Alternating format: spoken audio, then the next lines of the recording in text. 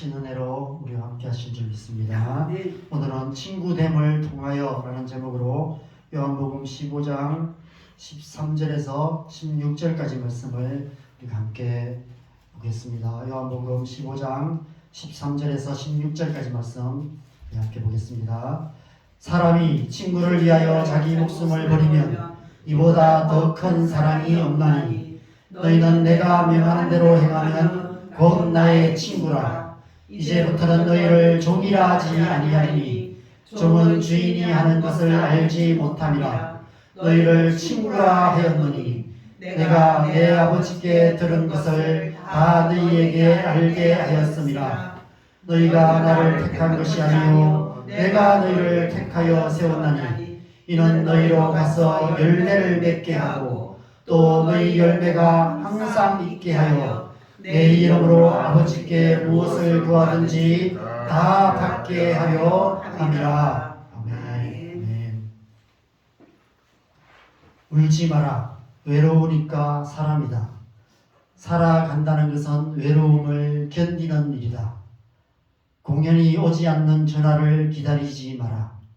눈이 오면 눈길을 걸어가고 비가 오면 빗길을 걸어가라. 갈대숲에서 가슴 검은 도요새도 너를 보고 있다.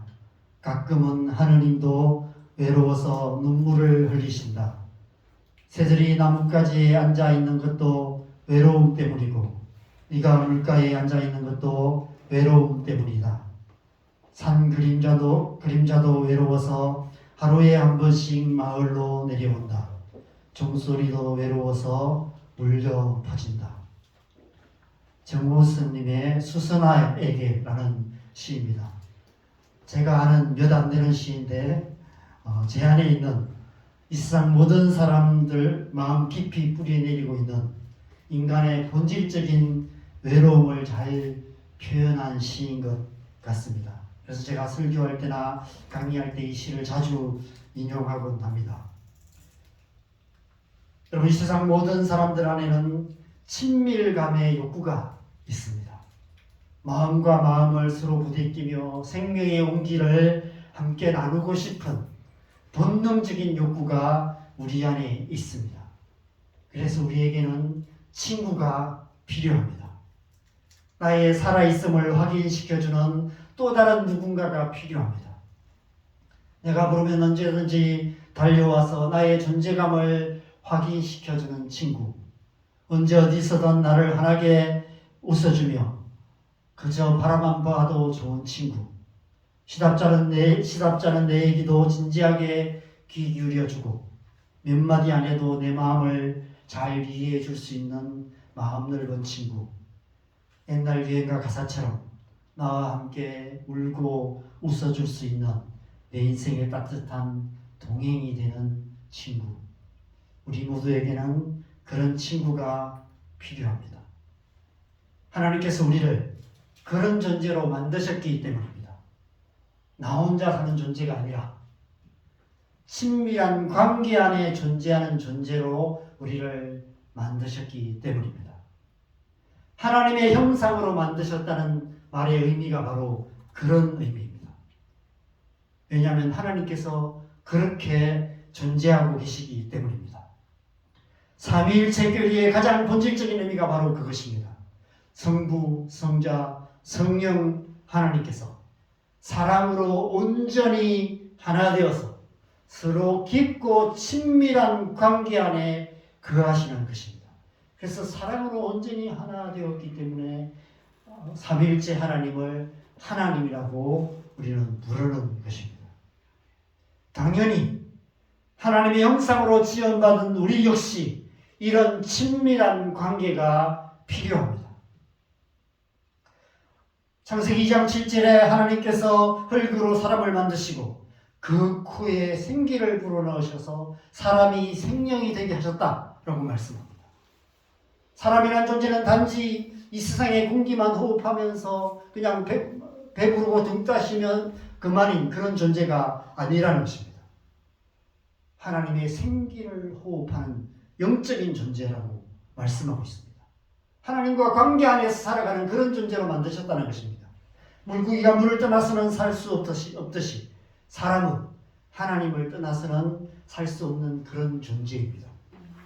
하나님과 깊고 친밀한 관계 안에서 하나님의 생명을 호흡하며 살아가는 그런 존재로 우리를 만드신 것이죠.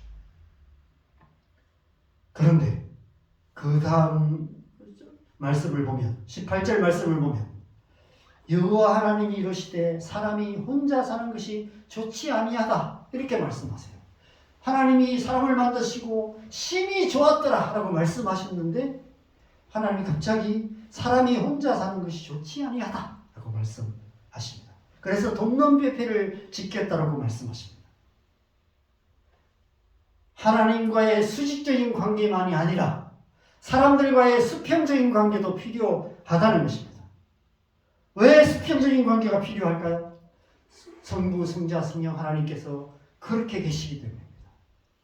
때로는 수직적인 관계로, 때로는 수평적인 관계로 온전히 하나 되신 분이 바로 하나님이시기 때문에 그렇습니다. 하나님의 형상으로 지음받은 우리 또한 하나님과의 수직적인 관계가 가장 중요하지만 그것이 전부가 아니라는 것입니다.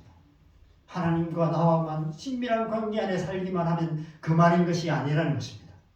사람들과의 수평적인 관계도 필요하다고 말씀하고 계시는 것입니다. 하나님과의 관계와 사람들과의 관계 안에서 친밀감을 나누는 그런 존재로 우리를 만드신 것입니다. 하나님과 친밀감을 누리며 서로 친밀감을 나눌 때 풍성한 친밀감으로 가득한 그런 인생을 살아갈 수 있다는 것이죠. 에덴 동산이 바로 그런 곳이었습니다. 하나님과의 수직적인 관계와 서로와의 수평적인 관계 안에서 친밀감이 가득한 곳, 그런 곳이 에덴 동산이었습니다. 태초에 하나님께서 꿈꾸셨던 하나님의 나라가 바로 그런 곳이었습니다. 하나님과 우리가 서로 영원한 친밀감 안에 거하는 나라, 그런 나라가 하나님의 나라였습니다. 그런 의미에서 창세기 3장의 아담과 하와의 범죄는 이 놀라운 하나님의 꿈을 산산조각 내는, 무참히 깨트리는 하나님 나라에 대한 반역이었던 것입니다. 여러분, 죄의 가장 치명적인 결과는 관계를 깨트리는 것입니다. 모든 죄는 관계를 깨트립니다. 반대로 관계를 깨트리는 모든 것은 죄라고 할 수 있습니다. 죄가 우리 안에 들어오면 먼저 우리 자신을 깨트려요. 우리 자신과 하나님과의 관계를 깨트립니다. 그리고 사람들과의 관계를 깨어지게 만듭니다. 하나님과의 수직적인 관계가 깨어지고 사람들과의 수평적인 관계가 깨어지게 되는 것입니다. 그러면 모든 관계는 친밀감이 없는 메마른 관계가 되고 마는 것입니다. 에덴 동산이 메마른 광야 같은 그런 곳이 되고 마는 것입니다. 창세기 3장 16절에서 범죄 이후에 이렇게 말씀하시죠. 같이 읽겠습니다. 시작. 또 여자에게 이르시되 내가 내게 임신하는 고통을 크게 더하리니 네가 수고하고 자식을 낳을 것이며 너는 남편을 원하고 남편은 너를 다스릴 것이니라 하시고, 이 말씀은 죄로 인해 부부관계와 부모 자녀와의 관계가 깨어지게 될 것이라는 그런 의미의 말씀입니다. 하나님이 원래 만드신 그런 아름다운 가정의 관계가, 가정 안에 그 관계들이 깨어지게 된다는 것입니다. 우리가 자녀들을 낳고 키우는 것이 쉽지 않은 이유가 이 때문이고, 화목한 가정을 만들기가 어려운 이유가 이 때문입니다. 부부관계에 끊임없이 불화가 일어나게 되는 이유도 이 때문입니다. 그 다음 장인 창세기 4장에서는 가인이 동생 아벨을 죽이는 사건이 일어납니다. 하나님과의 관계가 깨지고 가정 안에서 부부관계, 부모 자녀와의 관계가 깨어질 뿐 아니라 이제는 피를 나눈 형제들끼리도 서로 죽고 죽이는 그런 관계가 되고 말았습니다. 그날 이후 인류 역사는 서로 죽고 죽이는 피 흘리는 역사가 되고 말았습니다. 그 역사는 지금도 계속되고 있습니다. 지금도 이스라엘에서 가자 지구에서 계속 전쟁이 계속되고 있고, 우크라이나에서 계속 전쟁이 계속되고 있고, 아프리카의 여러 나라들에서 전쟁이 계속되고 있습니다. 우리나라도 계속해서 전쟁의 위협 가운데 있습니다. 지난 수천 년의 역사는 전쟁으로 수없이 많은 피를 흘리는 그런 역사였습니다. 오늘날 이 세상에 일어나는 모든 비극은 다 죄의 결과인 것이죠. 그런데 그보다 더 큰 비극은 하나님을 떠난 이 세상은 그 어디에서도 그 누구에게서도 진정한 친밀감을 맛볼 수 없는 메마른 광야 같은 세상이 되고 말았다는 사실입니다. 이 세상은 의인은 없나니 하나도 없다는 로마서 선포처럼 친구는 없나니 하나도 없는 그런 세상입니다. 일평생 친구를 찾지만 진정한 친밀감을 나눌 수 있는 친구는 그 어디에서도 찾을 수 없는 외롭고 쓸쓸한 세상이 되고 말았습니다. 스스로 친구라고 말하며 친한 척하지만 결정적인 순간에는 외면하거나 심지어 등에 칼을 꽂기도 합니다. 이 세상 구석구석에는 친구에게 배신당한 사람들의 이야기로 가득합니다. 친구 보증 섰다가 신용불량자가 되고, 사업하다가 친구에게 배신당해 노숙자로 전락한 사람들의 가슴 아픈 이야기들이 이 세상에 넘쳐나고 있습니다. 친구가 친구를 죽이는 비극으로 끝났던 오래전 친구라는 영화의 결말처럼 이 세상은 친구를 위해 죽기보다 친구를 죽이고 마는 그런 세상입니다. 간혹 주변에 좋은 친구들이 많은 사람들이 있습니다. 카페에서 친구들끼리 만나서 수다를 떨고 함께 여행 계획을 세우는 모습을 보면 부러울 때가 있습니다. 그러나 그런 친구들 역시 삶의 매 순간, 모든 순간 항상 함께 해주지는 못합니다. 결정적인 순간에는 아무런 도움이 안 되는 경우가 훨씬 더 많습니다. 아무리 친구가 많아도 그들이 우리의 친밀감의 욕구를 다 채워주지는 못합니다. 친구가 없어서 외롭지만 친구가 있어도 외로운 것은 마찬가지입니다. 그나마 가장 친밀한 관계인 부부관계 역시 마찬가지입니다. 아무리 친구처럼 친밀한 부부라 해도 한계가 있습니다. 영원히 사랑하겠다고 맹세하지만 언제까지나 영원히 함께하지는 못하기 때문입니다. 우리에게는 언제나 영원히 함께할 수 있는 영원한 친구가 필요합니다. 우리가 앞에 나누었던 본문인 요한복음 15장 4절에서 예수님께서 내 안에 거하라 나도 너희 안에 거하리라 말씀하세요. 예수님께서 지금 우리를 태초의 에덴 동산에서 함께 나누었던 그 친밀감 안으로 부르고 계시는 것입니다. 지난주 설교에서 나누었던 거하라, 구하라, 사랑하라라는 예수님의 명령은 다시 우리를 태초의 친밀감 가운데로 나오게 하시는, 그 안에 거하는 존재로 재창조하시는 재창조의 명령입니다. 우리를 그런 존재로 다시 회복시켜 주시겠다는 것이죠.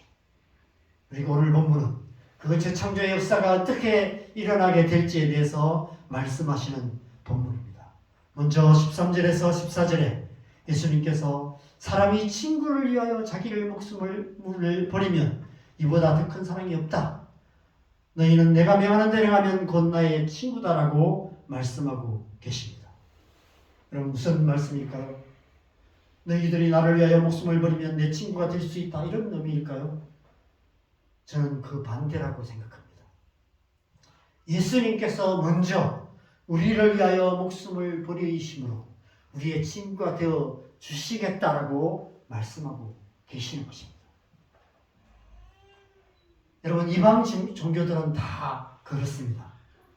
신을 기쁘게 하기 위해서 나의 모든 것을 다 바치고 나의 생명까지도 버리는 것, 그것이 이방 종교들의 종교 교리입니다. 그 옛날 몰렉을 섬기던 가나안 백성들은 자기 자녀들을 산채로 불태워서 신에게 바쳤습니다. 그래서 하나님께서 가나안 땅의 족속들을 멸하신 거예요. 가나안 땅에 있던 그 모든 족속들이 다 그런 종교를 섬겼어요. 자기 자녀들을 산채로 불에 태워서 몰렉이라는 신에게 바치는, 그럼 자기 자식을 그냥 살아있는 채로 불태워 바치는 그런 종교가 어디 있겠습니까? 근데 이 세상 모든 종교들이 종교 교리가 그렇습니다. 자기 생명까지도 다 바쳐야 신을, 그렇게 신을 기쁘시게 만드는 것, 그것이 세상 종교의 교리입니다. 그러나 기독교는 반대예요. 하나님께서 우리를 위해서 목숨을 버리심으로 우리를 구원하시고 하나님께서 먼저 우리의 친구가 되어 주시는 것입니다. 그래서 로마서 8장 32절에 자기 아들까지도 아끼지 아니하시고 우리 모두를 위하여 내어 주셨다라고 말씀하고 계시는 것입니다.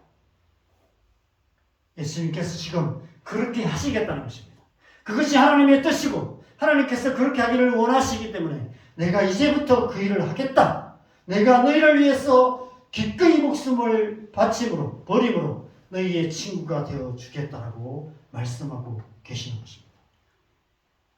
그 다음 절인 15절에 보면 이제부터는 너희를 종이라 하지 않고 친구라 하겠다라고 말씀하십니다. 여러분 이제부터가 언제부터입니까? 예수님께서 십자가에 죽으시고 부활하신 그때부터를 말하는 것입니다. 그래서 이 말씀을 마치시고 25장과 16장 그리고 17장의 기도를 마치시자마자 곧바로 예수님께서 끌려가세요. 그리고 십자가에 죽으시고 부활하십니다. 이 말씀을 마치신 후에 이제부터는 너희를 종이라 하지 않고 친구라 하겠다라고 말씀하십니다. 그 일을 이루시는 것이죠.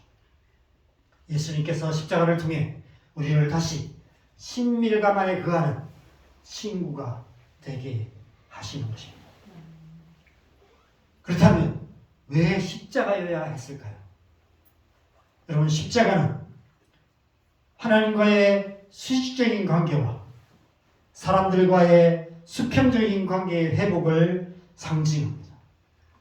예수님께서 십자가에서 피를 흘리심으로 우리의 모든 깨어진 관계를 회복하시는 것입니다. 우리의 모든 죄를 사하셔서 우리의 모든 깨어진 죄의 결과로 깨어진 하나님과의 수직적인 관계와 사람들과의 수평적인 관계를 회복하심으로 우리 안에 하나님을 사랑하고 이웃을 내 몸처럼 사랑하는 그런 관계, 그런 공동체, 그런 하나님 나라를 이루시는으로 말미암아 우리를 다시 친밀감 가운데 거하는 그런 존재로 만드시는 것입니다. 다시 회복시켜 주시는 것입니다. 그것이 바로 예수님의 십자가로 말미암는 구원인 것입니다. 구원은 우리를 태초의 친밀감 가운데 거하게 만들어 주시는 것, 그것이 구원입니다. 그러므로 구원받은 하나님의 백성의 삶이란 날마다 하나님과의 친밀감 가운데 거할 뿐 아니라 공동체 안에서 친밀한 관계 안에 거하는 삶을 살아가는 것입니다. 가정에서, 교회에서, 직장 가운데서 사람들과의 친밀감을 나누는 그런 삶을 살아가는 것입니다. 그래서 에베소서 2장 16절에서 18절에 사도 바울이 이렇게 말합니다. 십자가로 이 둘을 한 몸으로 하나님과 화목하게 하셨다. 예수님께서 화목제물이 되셔서 십자가로 우리를 화목하게 만드셔서 우리와 저들, 유대인과 이방인, 나와 너, 믿는 자와 믿지 않는 자, 이 세상 모든 사람들이 하나 되어서 성령 안에서 한 몸이 되어서 한 아버지께 나아가게 하셨다라고 말씀하고 있는 것입니다. 우리가 아니라 예수님께서 먼저 우리를 친구라 부르신 것입니다. 다른 이방신들처럼 너희 목숨을 버려 나의 친구가 되라고 강요하지 않고 오히려 내가 너희를 위하여 나의 목숨을 버려 너희의 친구가 되어 주겠다라고 말씀하고 계시는 것입니다. 그리고 그 말씀 그대로 친히 십자가에 못 박혀 죽으심으로 우리의 친구가 되어 주신 것입니다. 친구는 없나니 하나도 없는 광야 같은 이 세상에서 날마다 친구를 찾아서 세상의 어두운 뒷골목을 방황하는 가난하고 목마른 영혼들의 친구가 되시기 위해 예수님께서 하늘 보좌를 버리시고 이 땅에 오셔서 십자가를 지신 것입니다. 예수님의 십자가는 우리를 위하여 자기 목숨을 버리신 예수님의 친구 되심을 상징하는 것입니다. 우리가 믿는 예수님은 이 땅에 오셔서 우리의 친구가 되신 하나님이신 것입니다. 그러므로 우리는 담대하게 예수님만이 우리의 참 좋은 친구라고 고백할 수 있는 것입니다. 여러분, 우리 안에는 온 우주 만물을 다 쓸어 담아도 채울 수 없는 영혼의 빈자리가 있습니다. 이 세상 그 누구도 채울 수 없는 깊은 외로움이 있고 이 세상을 다 가져도 만족할 수 없는 거대한 블랙홀과 같은 공허함이 있습니다. 태초에 온 우주보다도 더 크신 하나님께서 거하셨던 영혼의 빈자리가 우리 안에 있습니다. 그 영혼의 빈자리는 아무리 사랑하는 남편도, 아무리 사랑하는 아내도, 아무리 사랑하는 자식들도 이 세상 그 어떤 좋은 친구도 채워줄 수 없습니다. 이 세상에 있는 것을 다 가져도 온 우주 만물을 다 쓸어 담아도 채울 수 없습니다.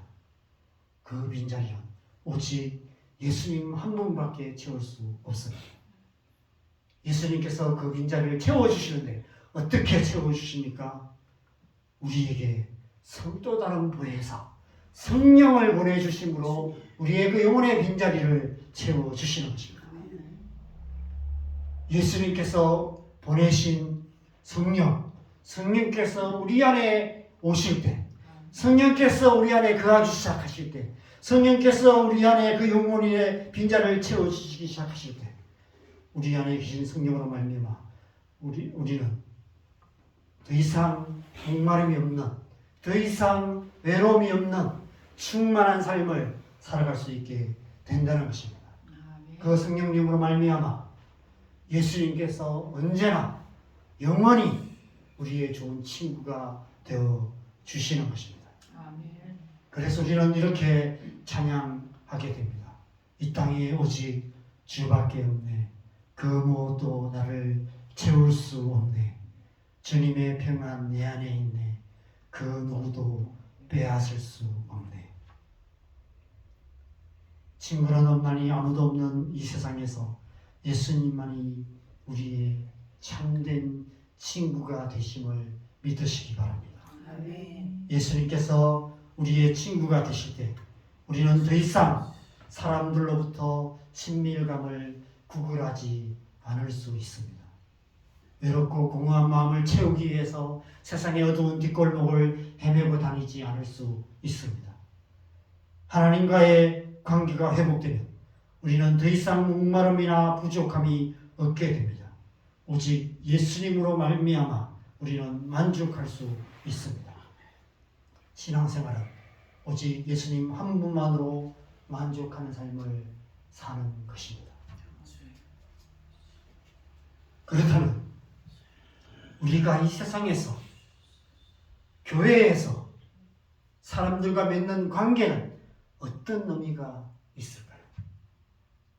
오직 예수님 한 분만으로 만족하다면 그냥 이 세상을 떠나서, 멀리 떠나서 저 산속에 들어가 하나님과 혼자 이렇게 교제하며 그렇게 살아가면 되지 않을까요? 우리가 그렇게 살 수 없는 이유, 그렇게 살아서는 안 되는 이유를 오늘 본문 마지막이 말씀하고 있습니다. 마지막 16절 같이 읽겠습니다.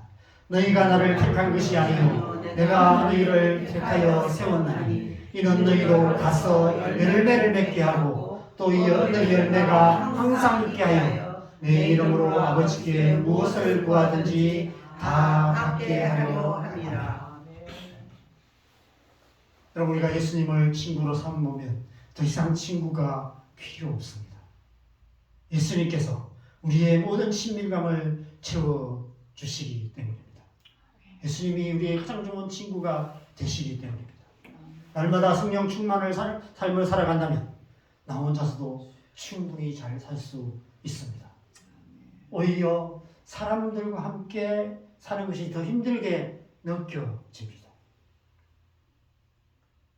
그럼에도 불구하고 우리에게 또 다른 친구가 필요한 이유는 우리의 친구가 되어주신 예수님께서 우리를 누군가의 친구로 이 세상 가운데 보내셨기 때문입니다. 가서 열매를 맺어라 라고 말씀하세요.